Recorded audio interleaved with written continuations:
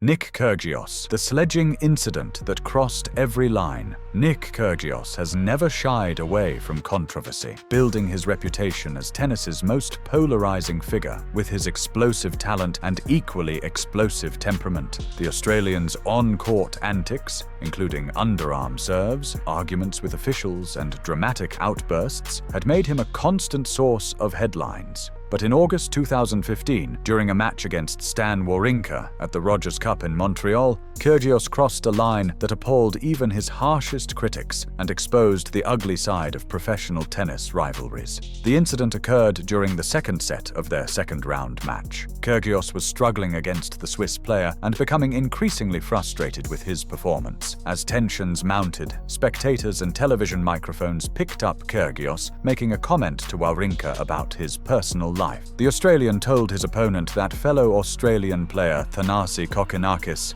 banged your girlfriend. Sorry to tell you that, mate. The remark was not only heard by Wawrinka, but broadcast to millions of viewers worldwide, creating an immediate international controversy. The tennis community was appalled by the crudeness and personal nature of the attack. Wawrinka, known for his professionalism and sportsmanship, was visibly shaken by the comment, which appeared to reference his relationship with Croatian player Dona Vekic. What made the incident even more outrageous was that it had nothing to do with tennis. Kyrgios had deliberately targeted Wawrinka's private life to gain a psychological advantage. The comment violated every principle of sportsmanship and respect that professional tennis tried to uphold. The ATP Tour acted swiftly, fining Kyrgios $10,000 and placing him on a suspended 28-day ban that would be triggered if he committed another major offense within 6 months. But the damage to his reputation was far more severe than any financial penalty.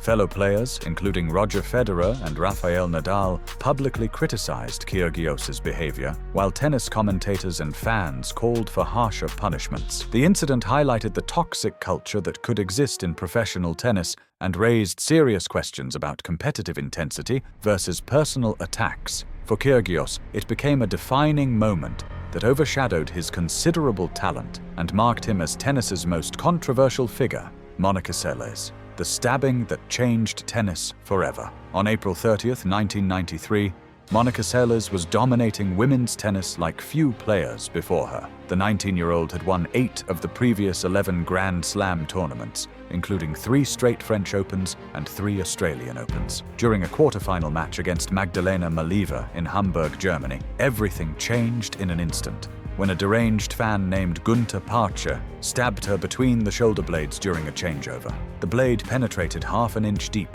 narrowly missing her spine. Doctors later said she could have been paralyzed or killed had she not leaned forward at that exact moment. What followed was even more devastating. Parcher received only a 2-year suspended sentence, with no jail time. He openly admitted his goal was to injure Seles so Steffi Graf could regain the #1 ranking.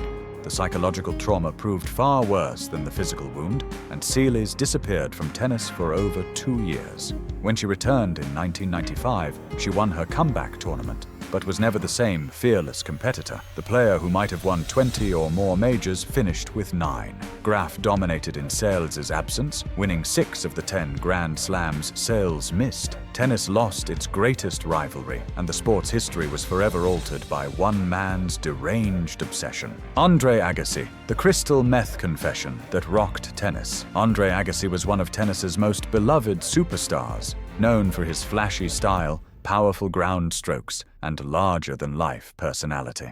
The 8-time Grand Slam champion had captured hearts worldwide with his image is everything persona and seemed to represent everything glamorous about professional tennis. But in 2009, Agassi stunned the sporting community when he published his autobiography, Open, and revealed a secret. He had used crystal methamphetamine in 1997 and lied to tennis authorities to escape punishment. The year 1997 was Agassi's lowest point. His ranking had plummeted to 141st in the world. His marriage to actress Brooke Shields was failing, and he was playing in tennis's equivalent of the minor leagues. During this dark period, his assistant Slim introduced him to crystal meth at Agassi's Las Vegas home. In his book, Agassi described the experience. "I ease back on the couch and consider the Rubicon I've just crossed. There is a moment of regret, followed by vast sadness. Then comes a tidal wave of euphoria that sweeps away every negative thought in my head. The highly addictive drug gave him energy and made him feel alive, but also sent him into cleaning frenzies. When Agassi failed an ATP drug test later that year, he received a phone call at LaGuardia Airport that filled him with dread. Facing a 3-month suspension that would destroy his career, Agassi crafted an elaborate lie. He wrote a letter to the ATP claiming he had accidentally drunk from Slim's spiked soda, unwittingly ingesting the methamphetamine. The story was completely fabricated, but tennis officials believed it and threw out the positive test result. Agassi felt ashamed, but promised himself the lie would be the end. The confession sent shockwaves through tennis. The World Anti-Doping Agency called for the ATP to investigate, while fellow players expressed outrage. Roger Federer declared himself shocked and disappointed, and Marat Safin argued Agassi should return his prize money and be stripped of his titles. The revelation highlighted serious flaws in tennis's anti-doping system of the 1990s, when governing bodies had more discretion and less oversight. While Agassi's honesty was commendable decades later, it exposed how a tennis legend had built his comeback on deception during the sport's most vulnerable era. Jennifer Capriati. Child prodigies spiral into darkness. Jennifer Capriati burst onto the tennis scene as the ultimate child prodigy, turning professional at age 13 and reaching the French Open semi-finals on her debut in 1990. She became the youngest player ever to reach the top 10 at just 14 years old, and won Olympic gold at the 1992 Barcelona Games. With her powerful ground strokes and fearless attitude, Capriati seemed destined for tennis greatness. But beneath the success, the pressures of early fame, demanding parents, and constant media scrutiny were building toward a catastrophic breakdown that would stun the sporting world. After a first-round loss at the 1993 US Open, Capriati announced she was taking a break from tennis to focus on being a normal teenager. What followed was a year of rebellion that made headlines worldwide. In December 1993, she was cited for shoplifting a $15 silver ring from a Tampa shopping mall, an incident she claimed was accidental but revealed deeper troubles. 5 months later, the situation exploded when police arrested her at a Coral Gables hotel on May 16, 1994, after finding marijuana in her backpack. She was charged with misdemeanor possession and released to her attorney. The arrest obliterated Capriati's carefully cultivated image and triggered a media frenzy. Her sponsors immediately dropped her, and rumors swirled about harder drug use, including cocaine and heroin. The 18-year-old faced intense scrutiny, but the damage to her reputation was swift and severe. Facing potential jail time and public pressure, Capriati voluntarily entered a 28-day drug and alcohol rehabilitation program at Mount Sinai Medical Center in Miami Beach. She essentially disappeared from competitive tennis, playing only one match in 1994 before taking another year completely off. The tennis prodigy's fall from grace sparked important changes in how the sport handled young players. The Women's Tennis Association introduced new rules protecting players aged 13 to 16 from competing full-time on the professional circuit. While Capriati eventually mounted one of sport's greatest comebacks, winning 3 Grand Slams and reaching #1 between 2001 and 2002, her early struggles highlighted the dark side of pushing children into professional athletics. Her story remains a cautionary tale about the cost of early fame and the importance of protecting young athletes from adult pressures. Martina Hingis, the cocaine scandal that ended a Hall of Fame career. Martina Hingis was tennis royalty, a teenage sensation who dominated the late 1990s with her exceptional court intelligence and tactical brilliance. The Swiss star won 5 Grand Slam singles titles before turning 19 and spent 209 weeks as world #1. Her rivalry with players like Lindsay Davenport and Venus Williams defined women's tennis at the turn of the millennium. But in 2007, at what should have been the peak of her comeback, Hingis's career came to a shocking and controversial end when she tested positive for cocaine at Wimbledon.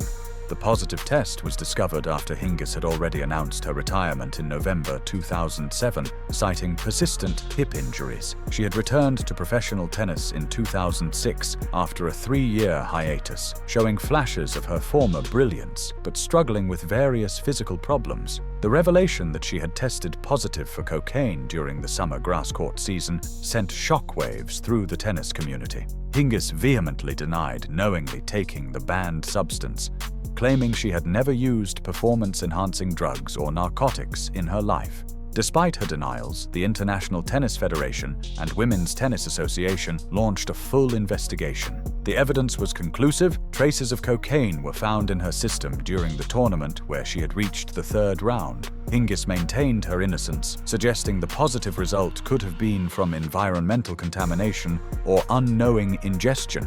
But tennis officials were not convinced. The WTA handed down a 2-year suspension, effectively ending her singles career at age 27, when she should have had several prime years remaining. The scandal was compounded by personal turmoil when her estranged husband accused her of being a serial adulterer, adding tabloid drama to an already devastating situation. Hingis eventually returned to professional tennis in 2013, but only in doubles competition, where she found remarkable success and won 13 more Grand Slam titles. However, the cocaine-positive test forever tarnished her legacy and remains one of tennis's most controversial drug scandals. Her case highlighted the zero-tolerance approach to recreational drugs in professional tennis and served as a stark reminder that even the sport's most intelligent and tactical players were not immune to the temptations and pressures of elite competition. Richard Gasquet, the kiss that almost ended everything.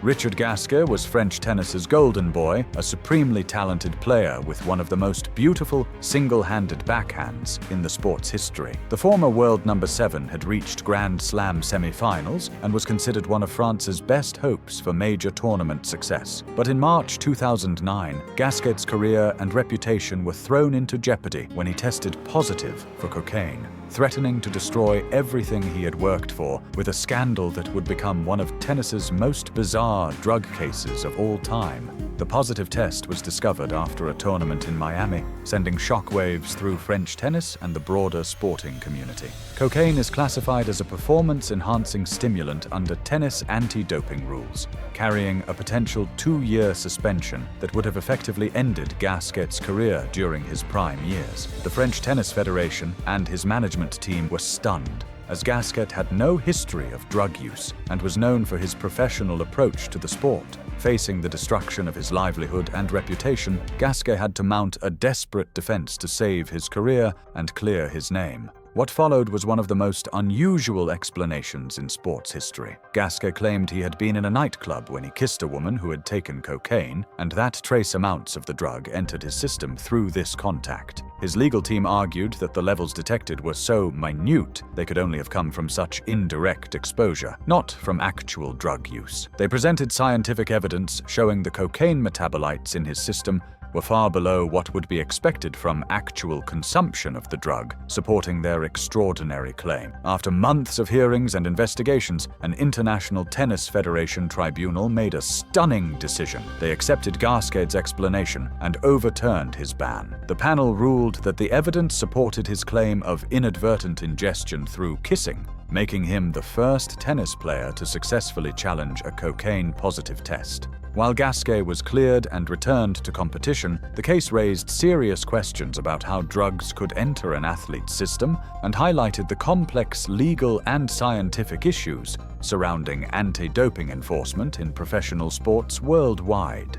Maria Sharapova, the meldonium scandal that shattered a legend. Maria Sharapova was tennis royalty, a 5-time Grand Slam champion whose blonde hair, fierce competitiveness, and business acumen had made her one of the world's most recognizable athletes. The Russian had dominated headlines both on and off the court, becoming the highest-paid female athlete in the world and building a global brand worth hundreds of millions. But on March 7, 2016, at a press conference in Los Los Angeles, Sharapova dropped a bombshell that would ruin her reputation and cost her everything she had built over 2 decades of professional tennis. Standing before a packed room of reporters, Sharapova announced she had failed a drug test at the 2016 Australian Open. The banned substance was meldonium, a heart medication that had been added to the World Anti-Doping Agency's prohibited list on January 1, 2016. Sharapova claimed she had been taking the drug for medical reasons for over a decade, prescribed by her family doctor to treat various health conditions, including irregular heart rhythms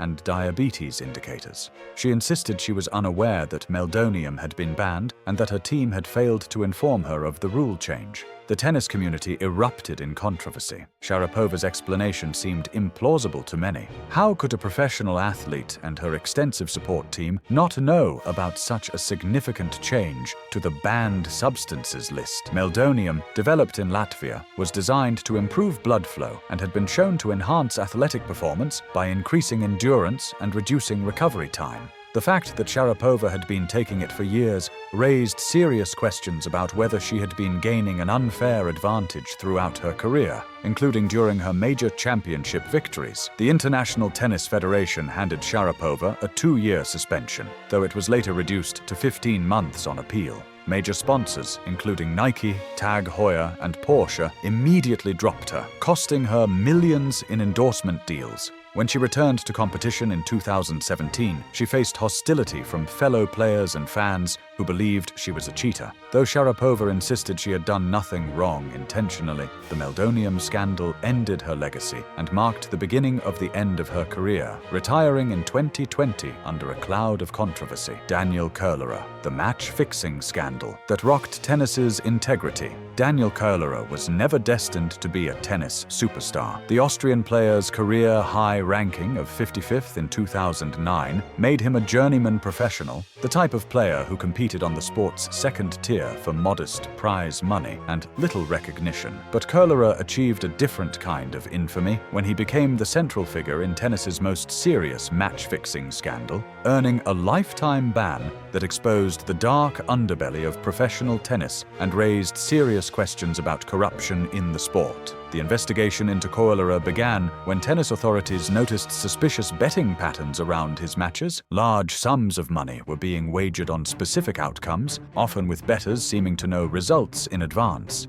As officials dug deeper, they uncovered evidence that Koellerer had been intentionally losing matches and individual sets to benefit gambling syndicates. The scheme had been operating for months, corrupting the integrity of professional tournaments and generating illegal profits for criminal organizations. The scope of the corruption was far more extensive than initially believed. When confronted with the evidence, Koellerer initially denied all wrongdoing, claiming he was being framed by rivals or that his poor performances were simply due to injuries and loss of form. However, investigators had compiled overwhelming proof of his involvement in match fixing, including suspicious betting patterns, communications with known gambling figures, and testimony from other players who had been approached about fixing matches.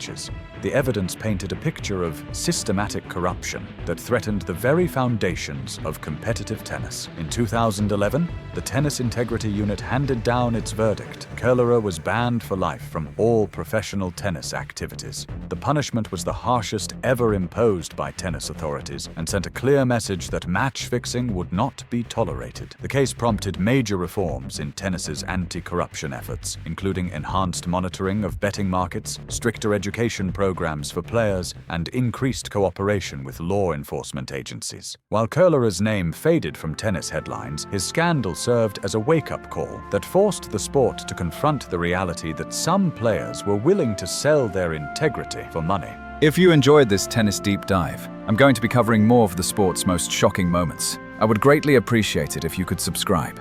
Thanks for watching.